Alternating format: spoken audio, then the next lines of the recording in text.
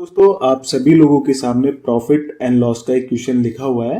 सबसे पहले हम लोग अपने प्रश्न को पढ़ते हैं ध्यान से। बोला जा रहा है कि एक व्यापारी अपने सामान पर क्रय मूल्य से 20% अधिक अंकित करता है। यदि वह 5% की छूट देता है तो अंतिम लाभ प्रतिशत क्या होगा। देखो, जब भी ऐसा क्वेश्चन हो जहां पर क्रय मूल्य से अधिक अंकित कर दे मतलब चीज को, और बाद में उस पर डिस्काउंट दे दे, तो ऐसे क्वेश्चन में हम लोग रेशो मेथड से इसको बहुत आसानी से बना सकते हैं। कैसे, देखो, सबसे पहले यहां पर दे रखा है क्रय मूल्य और अंकित, है ना। यानी कि क्रय मूल्य से 20% अधिक अंकित कर रहा है, तो हम लोग 20% की फ्रैक्शन लिखेंगे। सबसे पहले 20% की जो फ्रैक्शन होती है वो 1/5 होती है ना। अगर मेरा सीपी 5 है ना, और इसका 20% क्या होगा 1, और इससे अगर 1 अंकित कर रहा है तो यानी कि मेरा एमपी जो होगा वो आ जाएगा 6, क्योंकि 5 और 1 कितना होता है 6। तो मेरा सीपी और एमपी का यहाँ से रेशियो आ जाएगा। तो मैं क्या करूंगा, देखो यहाँ पर सीपी अगर मेरा 5 होगा तो इसका 20% कितना होगा 6, है ना। 20% 1 होगा पर अधिक अंकित कर रहा है ना।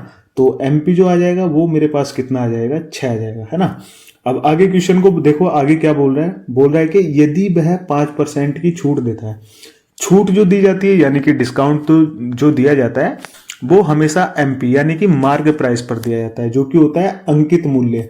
तो यहां पर अंकित मूल्य क्या है, मेरा एमपी 6 है और इस पर 5% की छूट दे रहा है ना। तो मैं एक काम करता हूं, यहां से एमपी और एसपी का रेशियो ले लेता हूं। कैसे, देखो, जब भी कोई चीज छूट दी जाती है उस पर, तो लास्ट में जो आता है वो सेलिंग प्राइस निकल करके आता है। जैसे यहां पर बोल रहा है कि 5% की छूट देता है अंकित मूल्य पर, है ना। तो जब ये 5% की छूट देगा, जो बाकी जो प्राइस बचेगा वो मेरा क्या होगा, सेलिंग प्राइस, है ना। तो 5% की जो फ्रैक्शन होगी वो देखो क्या होगी, 5% की जो फ्रैक्शन होगी वो 20 होगी, है ना। यानी अगर मेरा एमपी मार्क प्राइस जो है अगर वो 20 है और मैं इस पर 1 रुपए का डिस्काउंट दूं, जो मेरे पास वैल्यू आएगी 19, वो मेरी क्या कहलाएगी, सेलिंग प्राइस, है ना। तो यहां पर एमपी और एसपी का जो रेशियो आएगा वो कितना आएगा, वो आएगा 20 और रेशियो 19, क्योंकि ये 5% की छूट दे रहा है ना। तो ये कितना आएगा 20 रेशियो 19। अब क्या करो, सीधा रेशियो को मिला लो आपस में। जैसे हम लोग कैसे मिलाते हैं, यहाँ पर एमपी 6 है और यहाँ पर 20 है, तो इसको इक्वल करना पड़ेगा। या तो आप लोग एलसीएम लेके कर लो, वरना फिर एक सबसे आसान तरीका है, यहाँ पर ये जो खाली जगह है इसके साइड में जो संख्या है 6 उसको लिख दो, है ना। यहाँ पर खाली जगह है और इसके साइड में कौन सी संख्या है 20, इसको लिख दो, है ना। और आपस में इन दोनों की मल्टीप्लाई कर दो, है ना। 20 पंजे कितने होते हैं 100 होते हैं, और 20 छंग कितने होते हैं 120 होते हैं, और 19 छक्का कितने होते हैं 114 होते हैं ना, 114।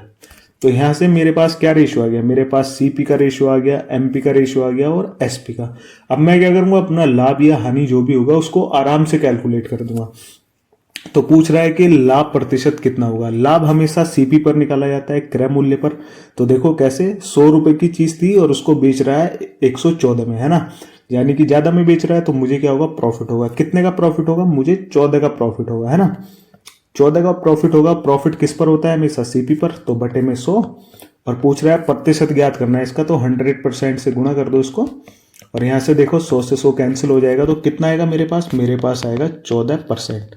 तो इसका मतलब इस पूरी लेन देन में यानी कि जो भी किया है उसने क्रय मूल्य को 20% अधिक अंकित करके और बाद में 5% की छूट दी है, तो इस पूरी लेन देन में उसको 14% का प्रॉफिट हुआ है ना। तो हमारा जो राइट आंसर हो जाएगा वो होगा 14%। दोस्तों, इस तरीके के सवाल को आप लोग इस तरीके से आसानी से बना सकते हो।